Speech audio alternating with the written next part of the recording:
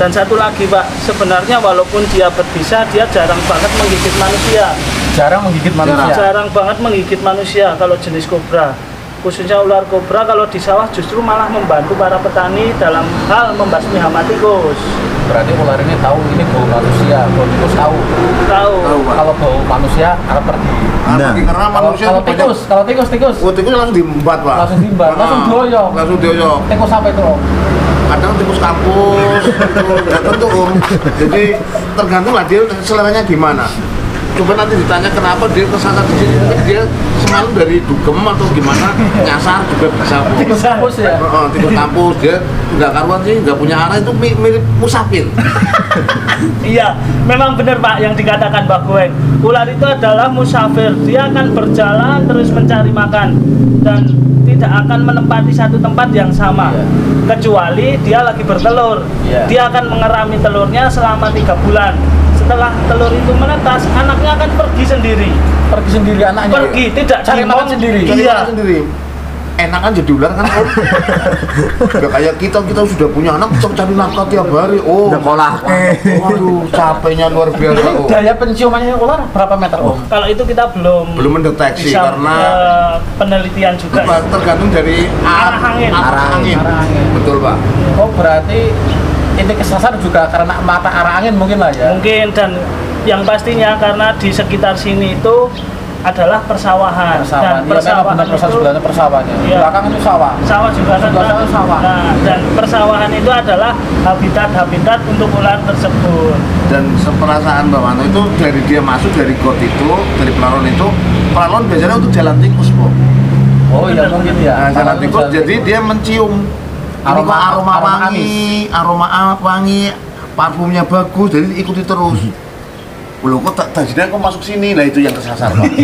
Nggak bisa kembali lagi. Nggak bisa kembali lagi. Jadi mungkin nggak kembali lagi. Bisa jadi Pak. Berapa persen? Ya karena tergantung dia betah apa enggak Pak. Kalau dia betah bisa lama Pak. Kalau nggak betah ya wis busuh banget ya Pak. Iya benar. Benar gitu. Ini Pak Polisi ini pertanyaannya hebat loh Man. Jadi Pak Polisi bukan hanya menangani kasus bangsane maling pitik. Itu juga pertanyaannya hebat, Po, kan pertanyaan mahasiswa. Tapi kita juga salut loh. Salutnya apa, Bos? Tahu ada ular, tidak langsung dibunuh, Pak. Itu jangan kita salut, Pak. Ini termasuk makhluk hidup, Mas. Benar. Menguntungkan semuanya. Betul. Menguntungkan semua. Intinya semua makhluk hidup yang diciptakan pasti menguntungkan. Betul sekali. Pasti menguntungkan. Cuma mungkin bagi sebagian orang mungkin dianggap tidak menguntungkan. Nah, sebenarnya menguntungkan. Bagi Jina juga menguntungkan. Jelas Pak, dapat konten.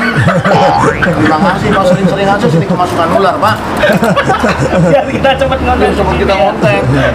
Yang aku heran kan untuk gudang senjata dikunci lho kok. Emang kenapa Bos? Nah kalau nggak dikunci diambil akan ambil brontok. Lah untuk ini kenal sama Bapak Pantok Goeng. Alhamdulillah. Enggak mungkin udah panik udah diobrol kabeh. Langsung katanya rempo kayak gitu. Oke, terima kasih Pak Bos. Oke. Mudah-mudahan kerjasama ini dapat sampai berkelanjutan. Amin. Terima kasih. Manfaat bagi semuanya, masyarakat pada umumnya. Dan ada pesan-pesan buat masyarakat ya. Yang jelas kok yang ngene lah ya. Nek ono ide aja dipateni. Nah, melas. Betul. Nang di bono ide jangan dipateni. Lebih baik hubungi Bapak Wanto. Wah, itu sih, Pak. Iya, biar dia juga kerja, Pak. Nggak mau jalan aja tapi rescue juga. Nah, masuk itu, Pak. Oke, terima kasih, semangat terus ya. Dan terima kasih. Gimana Pak? Untuk saran coba peragakan cara penanganan jenis ular kobra yang penangkap. Oke, kita bisa tahu caranya gimana menangkapnya. Iya. Lepas dulu Apakah di penrong atau gimana, dan kita tahu pakai apa alat yang digunakan paling gampang tradisional lah. Oke. Seadanya diangkat atau gimana. Kalau ada sapu aja, Pak. Nanti kita bisa. Biar kita tahu cara penanganan pertama. Iya. Ada beberapa trik kita menangkap ular yang tidak seperti ini Pak. Betul sekali. Nah ini contohnya yang mudah pakai sapu Mas. Nih. Ini kok sapunya kok. Oh iya. Salah. Amin mlebu dalan sapu ya. Oh sorry Po. Coba dilepas aja di sana. Agak yang pasti Pak, karena ini ular kobra biasanya pakai kacamata atau helm. Nah makanya kamu yang praktek Bos. Oke siap, saya yang melepaskan Bos. Nyobos. Mohon doa restu. Ya, terima kasih teman-teman atas pranknya Cipo. Sebenarnya Kalau ular seperti ini jangan sampai kita, apalagi itu ular berbisa ya, jangan sampai kita langsung interaksi langsung Pak, dalam artian kita bersentuhan seperti ini. Alangkah baiknya kalau memang rumah kita sering kemasukan ular, kita siapkan alat yaitu seperti gantolan buat bisa nanti buat pegang di kepalanya. Nah seperti ini, biar tidak langsung ke tangan langsung ya, karena bahaya juga. Itu kalau orangnya takut bisa fatal juga. Salah menangkap kepalanya malah akibatnya fatal karena Meleset. tergigit. Iya. Meleset mundur akibat tekanan sini sama ini nggak imbang, bisa jadi mundur. Iya. Yang efisien lagi tadi nanti ada Andi ya, Pok. Jadi kalau ada orang tanya kalau pegang kepala Ekornya nyabut. ekornya nyabet Pak. Enggak Pak, sebenarnya ekor itu enggak nyabet, cuman dia mau melilit. Lilit. Apalagi kalau ular itu ular sejenis Reticulatus piton atau sanca kembang, sawo kembang. Kalau kita pegang kepalanya, badan sama ekornya langsung melilit. Nah itu untuk mempertahankan dirinya agar tidak ditangkap. Nah itu tujuannya Pak, kalau kita pegang pakai tangan, kalau ular piton kita pegang seumpama seperti ini, kita kasih contoh lagi. Nah kita pegang seperti ini, otomatis badannya itu Lilit. akan melilit. Di saat ular piton itu melilit, tangan kita itu akan lemes Pak, karena aliran darah kita berkurang, tangan menjadi kram, otomatis kita akan melepaskan genggaman kita. Nah seperti itu. Jadi alangkah baiknya kalau memang ular-ular itu berbisa, jangan langsung dipegang pakai tangan. Sangat berbahaya lagi Pak, apalagi jenis viper.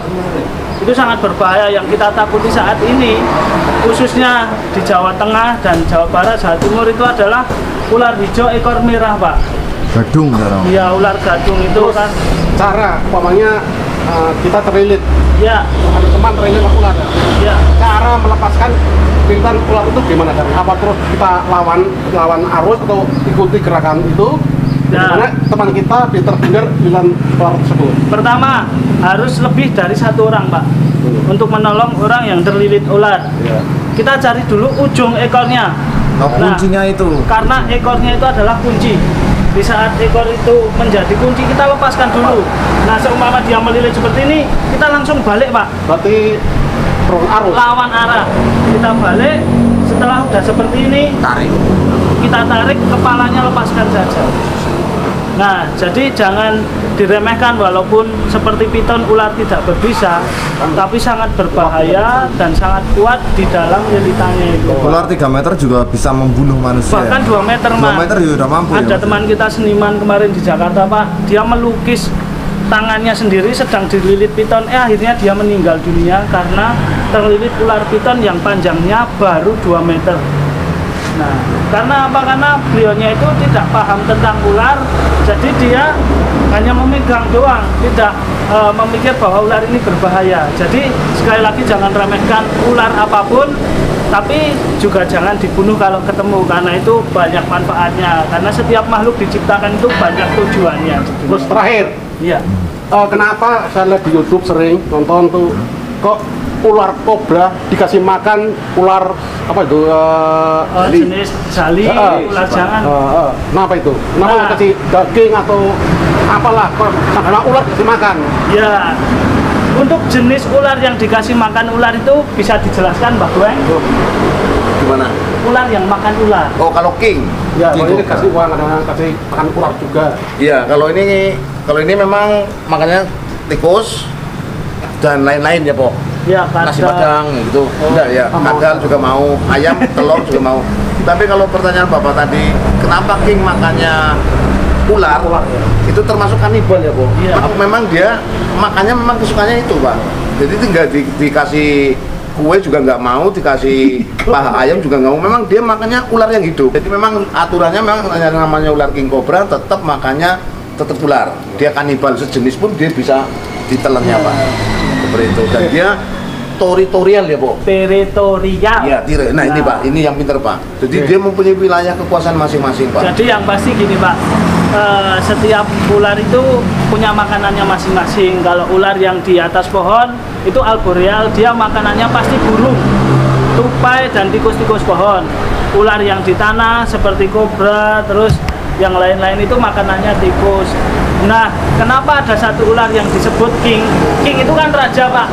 King Cobra berarti dia raja dari segala ular-ular. Kenapa disebut raja? Karena dia juga makan ular, Pak. Bahkan sejenis dengan King Cobra pun kalau dia kecil juga dimakan. Nah, bisa juga sih seperti jenengan tanya, kok nggak makan daging?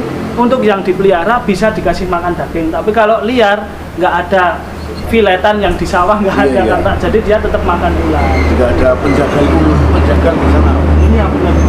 Nah, itu Pak. Terima kasih Bapak Ketua Pak Tim Iya. atas penjelasannya. Mudah-mudahan masyarakat bisa memahami Terima kasih, dan Pak. mengamalkan apa yang Mbak terangkan di melalui di Polsek Temanggung, dan nanti kita akan sampaikan ke masyarakat. Terima kasih Pak juga kerjasamanya ya Pak ya, karena beliau ini juga secara tidak langsung masih peduli dengan hewan di sekitar kita. Dan ada pesan-pesan untuk teman-teman Mbak Win dan masyarakat sekitar ya Pak. Ya, maksud saya intinya sayangilah semua binatang yang ada di alam ini, jangan dimusnahkan, jangan dihilangkan secara itu habitat. Kita harus jaga semua. Ya. Kalau nggak tahu sampai kepada ahlinya. Karena semuanya ada ahlinya. Bapak Anto gue yang berarti ahlinya ular, kalau saya ahlinya mungkin kriminal. Betul Ya, Pak. Pak. Jadi masing-masing dari bidang. Cuma jangan kita langsung ada ular kita bunuh, jangan. Betul sekali. Kita harus sampaikan kepada, kalau kita bisa amankan dulu, kalau nggak bisa hubungi Pak Ahli. Anto. Nah, itu. Yang lebih tepat. Itu masyarakat Kota Pinangun dan sekitarnya Anda bisa menjangkatakan sendiri. Oke, Tetap jalani dan tetap safety untuk lingkungan kalian masing-masing. Terima kasih Bapak. Selamat bertugas. Salam Bloodpool Pak. Tetap channel Mantap Goeng 212 manusia golopok 1000 akal. Salam Bloodpool. Oke. Iya, Pak Dekan Cipo. Ya. Main urusannya Cipo, Man. Ben, main.